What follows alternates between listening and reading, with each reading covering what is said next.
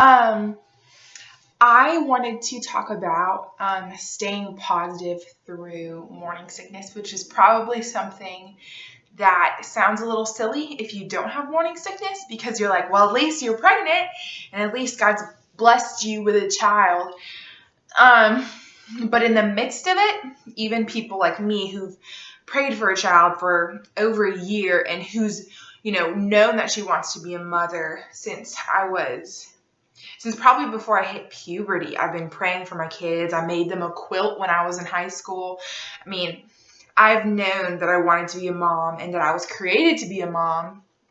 But then when morning sickness hit, and I don't know, how severe I was technically on a scale of like HG or anything, but like it was so rough and it's not over. I mean, I'm sick today and that's why I have no bra on and that's why I'm sitting inside and you're not going to see me move a lot.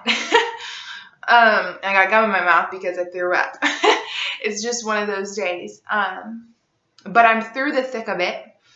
And the worst part of it, there were kind of just these moments where people were telling me, like I was worse. Like I had the worst weeks, probably week 6 of my pregnancy through week 8.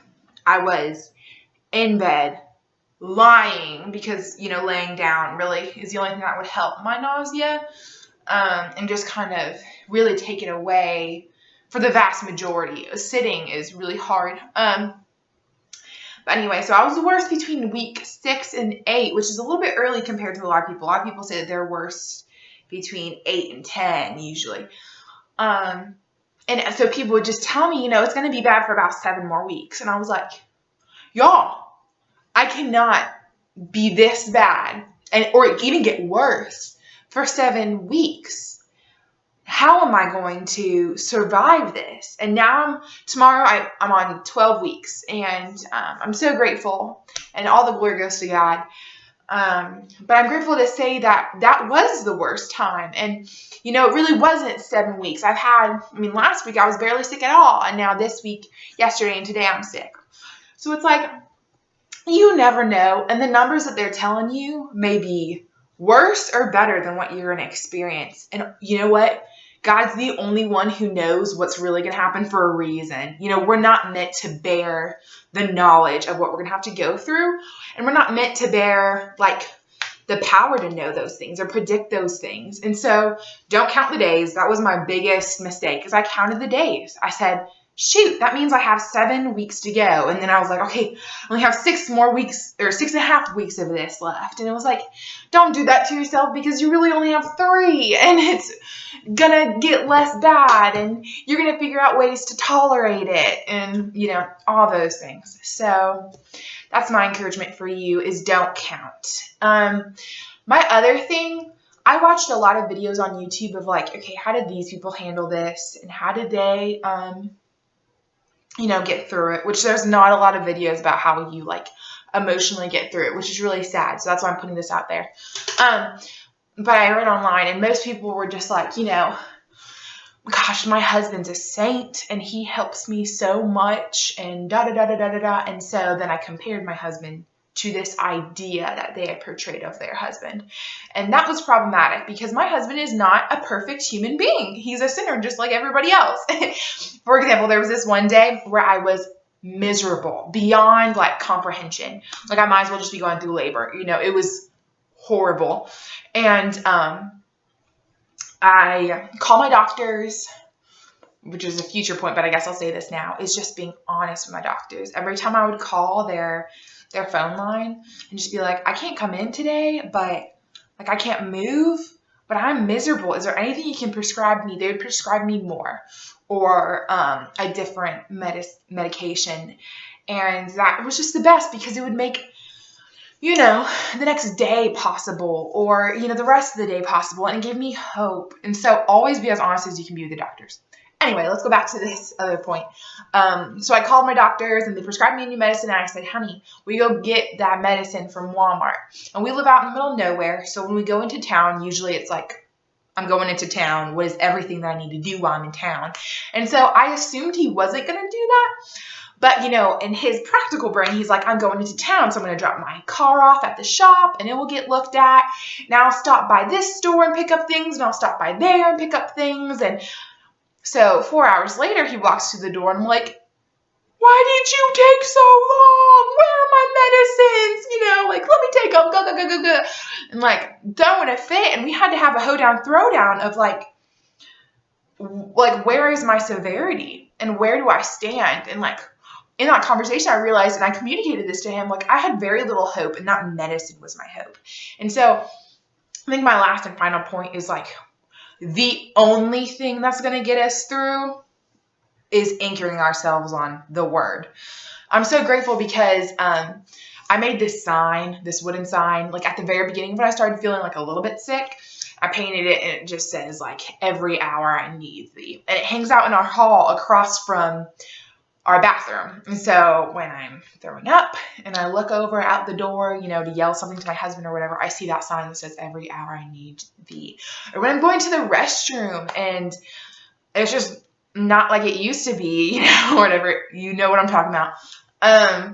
I see that sign and it says every hour I need thee. And it's just such a reminder. And then on the good days, I'm like, yes, every hour I needed thee, and I still need thee every hour, And so that was just one of those things that just kept me going. We also had this little encouragement book. It's actually made by National Geographic. It's not like a biblical thing or anything that's got it's got a few Christians that have their quotes in it, but it's just pretty pictures and good quotes that are from, atheists, from wise people, from presidents, from anybody. But it's still helpful. When I'm in there and sick, I open that little thing up and I'm like, okay, what are the little truth idea that I might want to focus on today? And even if it's not something I completely agree with, there's positive things in there on the next page over, or whatever, something to keep me going, something to remind me of the bigger picture. Other than this horrible sickness where I can't stand, I can't walk, I can't do anything, I can't stand any smells. Anyway, and then there's this awesome song. Let me look it up real quick because I meant to look it up before the video. And it says, sorry, this is so inappropriate. I'm just let me see if I can pause this and look it up for you. Okay, I got it. It's called Sweet, Sweet Sound by Sarah Reeves. Sweet, Sweet Sound by Sarah Reeves. And I found myself just going back to that song and those lyrics that have just been an anchor to me throughout my life. The song says, I am an instrument of the living God. My life is a melody for praising his name. And the words just talk about, no matter what I go through or whatever, my life is a dedication to him. And that was just kind of a song that I just kept going back to when times are tough and singing it to myself. And you need something like that. Maybe just even an anthem to recite to yourself. Whether it's scripture or scripture based, it doesn't matter, but something to keep you going, something to inspire you. Psalm 62 says, I won't open it up. Yes, I will. I'm going to open it up. Psalm 62 says, truly, truly, my soul silently waits for God, for he is my salvation. He alone is my rock and my salvation. I shall not be greatly shaken. And that's, I think, New King James Version. I have NLT right here.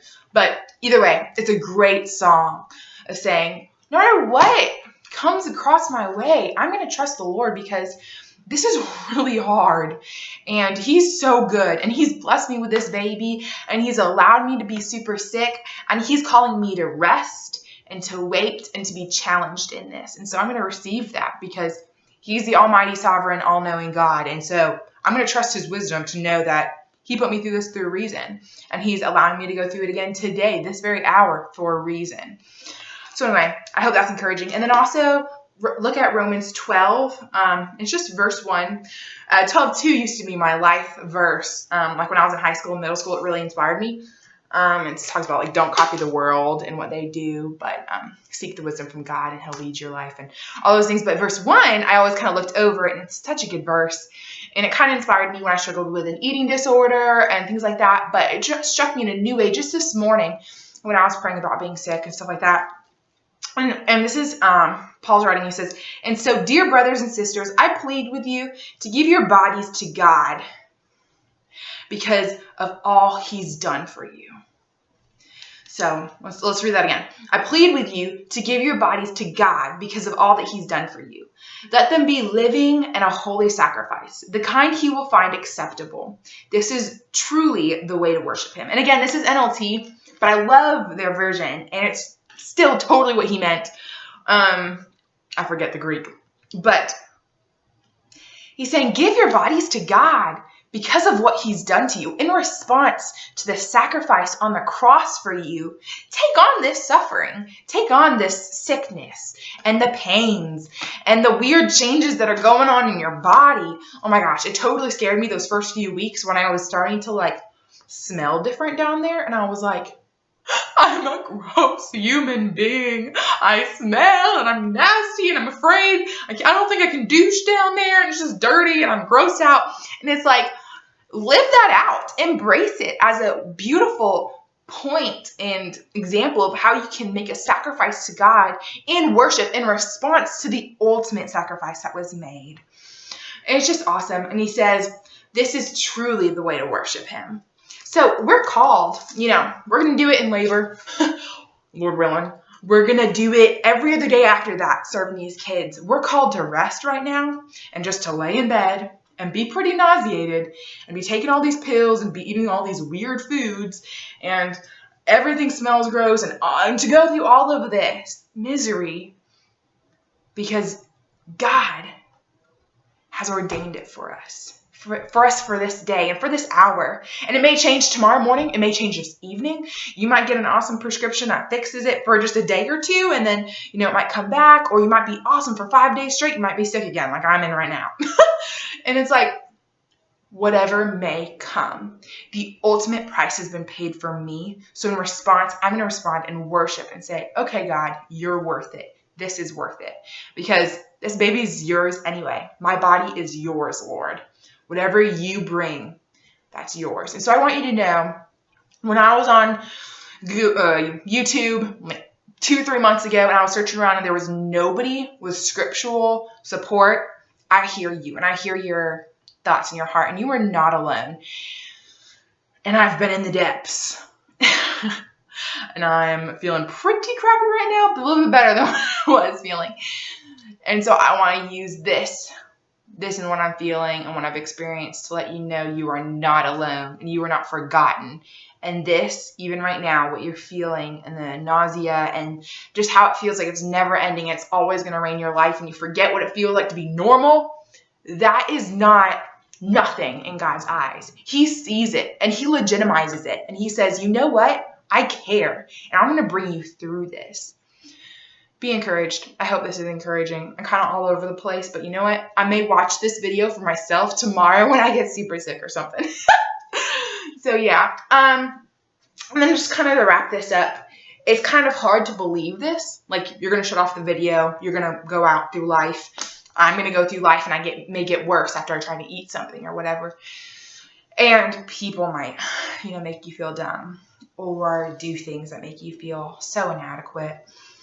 For example, I had a lady who loves God and who has born like 4 or 5 kids and who meant all the good in the world, really pushed herself on me. And I'm throwing up in my house, walking around in 2-day-old shirt that's covered up in throw up, no makeup. My house is a mess. I can't even stand. I've only stood up like twice that day. And she wants to come over and talk about it. Y'all know how I felt. I was like, no, and she didn't understand that, and that's fine. But when I told her no, she said, well, let me just come over and see how you feel in that moment. And at me, being the weak person that I am, was just kind of like, sure. I'm not going to feel good in that moment, and I know that. So a few hours later, after, upchucking whatever I'd just eaten, sorry, that's probably going to trigger you. I hope it doesn't. I say, yeah, please don't actually come by. Please don't. And she still came by.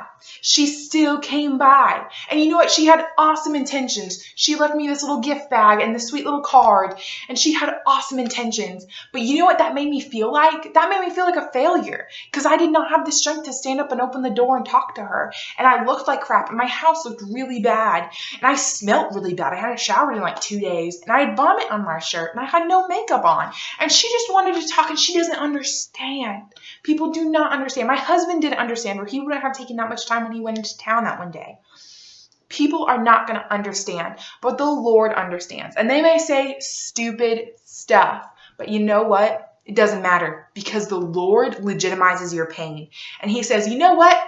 I know it's really hard. And you know what? That was really rude of them. But you know what? They don't understand. So love them anyway. So push through the frustration and say, no, I need this, and fight for yourself. Okay? Just remember to fight for yourself. My husband, just the other day, he meant all the good in the world. But I've been craving Arnold Palmer's.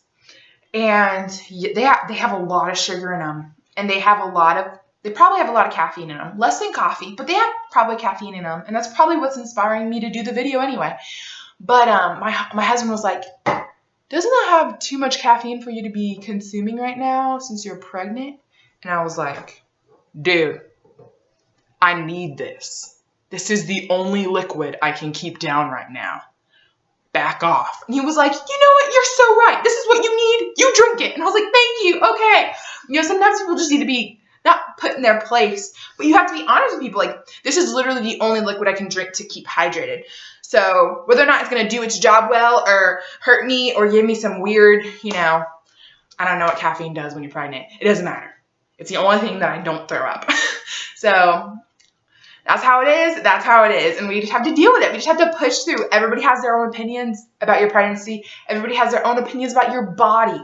Everybody has their own opinions about your baby and what you should name it. But you know what? The Lord legitimizes you and your opinions and your strengths and your weaknesses, and he doesn't find fault in you. So the fact that I haven't done dishes in about 4 days and there's vomit sitting in my trash can from yesterday that I still haven't taken out, that's fine. It is fine because you are so redeemed. You are the redeemed, and you are holy in God's sight because Christ's robe of righteousness covers you, and there is no shame that anyone can put over you. Okay, have a good day. I'm done now.